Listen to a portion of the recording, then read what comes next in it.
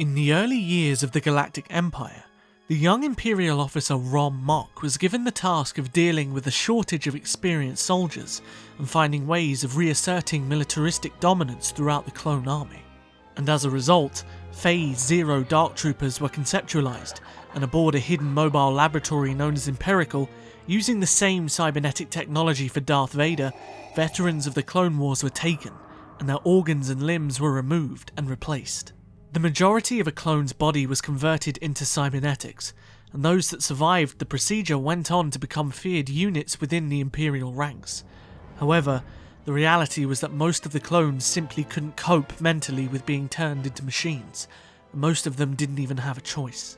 The suicide rate of Phase Zero Dark Troopers ultimately outweighed the benefits of the project as a whole, and with the recruitment rate of non-clones rising, the Phase Zero Dark Trooper project was shut down before it could really take off.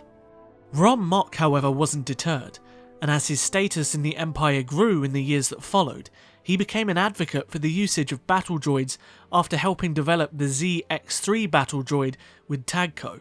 And after the first Death Star was destroyed, many began to align with Rom's views of the next generation of stormtroopers, and so the Dark Trooper project was re-established. Working with the Imperial Department of Military Research, Rom was given the factory dreadnought known as the Archammer, and a huge financial backing to begin construction of a brand new experimental Dark Trooper army. The Dark Trooper project was divided into 3 different phases: Phase 1, 2, and 3. The initial Phase 1 Dark Troopers were nothing more than skeletal prototypes, unused in a battle environment and simply used to defend installations.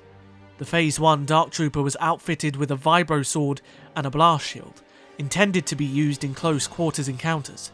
However, as the Phase 1 droids began to shift into Phase 2, this close quarter design was dropped. The Phase 2 Dark Trooper was the apex of the Dark Trooper project's success. Instead of being thin and designed for close quarters combat, the Phase 2 Dark Trooper was bulky and treated more like a walking tank. The appearance of the Phase 2 Dark Trooper closely resembled stormtroopers, however the armoured shell of the droid was made out of a unique grey alloy known as Frick, an almost indestructible metal that went as far as to being lightsaber resistant. Additionally, they used in battle a unique blaster capable of firing plasma bolts and explosive rockets, and to further boost their speed and efficiency, each droid was outfitted with a jump pack.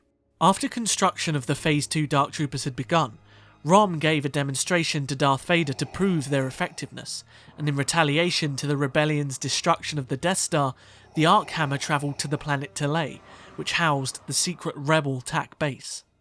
To test their effectiveness, a small battalion of Phase 2 Dark Troopers were jettisoned from orbit onto the base, and within mere minutes, the droids had completely wiped it out and escaped without a single trace. Darth Vader was extremely pleased with the Dark Troopers' performance and insisted that the Emperor would approve further support for the project, and the Sith Lord gave Rom the go-ahead to continue with the program. However, Rom wasn't content with the success of the Phase 2 Dark Trooper, and began development on Phase 3. Rom had intended Phase 3 to be the ultimate battle droid in all of existence, studying the histories of a variety of ancient cultures to take inspiration.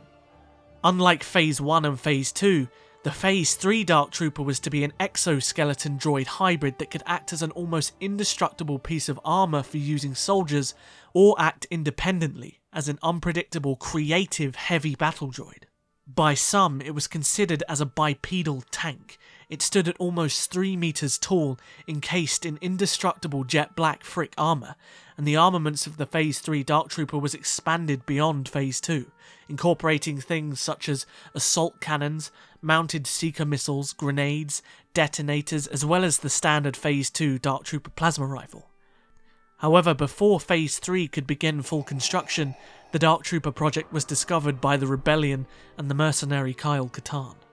The Rebel Alliance, under the leadership of Mon Mothma, sabotaged a variety of key production facilities, such as Frick mines and refining facilities, as well as the Phase 2 Dark Trooper factory on the planet Antivi, and because of this, only one Phase 3 Dark Trooper was ever constructed. Eventually, the Rebel Alliance discovered the location of the Archammer, which was infiltrated by Kyle Katarn, and Rom watched as the former Imperial battled through the Dreadnought, destroying the Phase 1 and Phase 2 Dark Troopers that were placed in his path to defend it. And intent on beating back the intruder, Rom donned his Phase 3 Dark Trooper armour and engaged Kyle in a 1v1 battle. However, despite his skill and his boosted prowess with the Phase 3 armour, Rom was killed, and the Arc Hammer was sabotaged and destroyed by detonator charges placed around the ship. Following Rom's death and the loss of the Arc Hammer, the Emperor himself was furious. Countless amounts of credits, resources and time had been invested into the Dark Trooper project, and instead of reviving it under new leadership, the Dark Trooper project was completely cancelled. Despite the droid's efficiency, the resources for a fully sustainable Dark Trooper army were instead invested into other parts of the Empire, including the second Death Star, and Rom Mock and his infamous Dark Troopers became nothing more than another failed experiment in the Galactic Empire's conquest.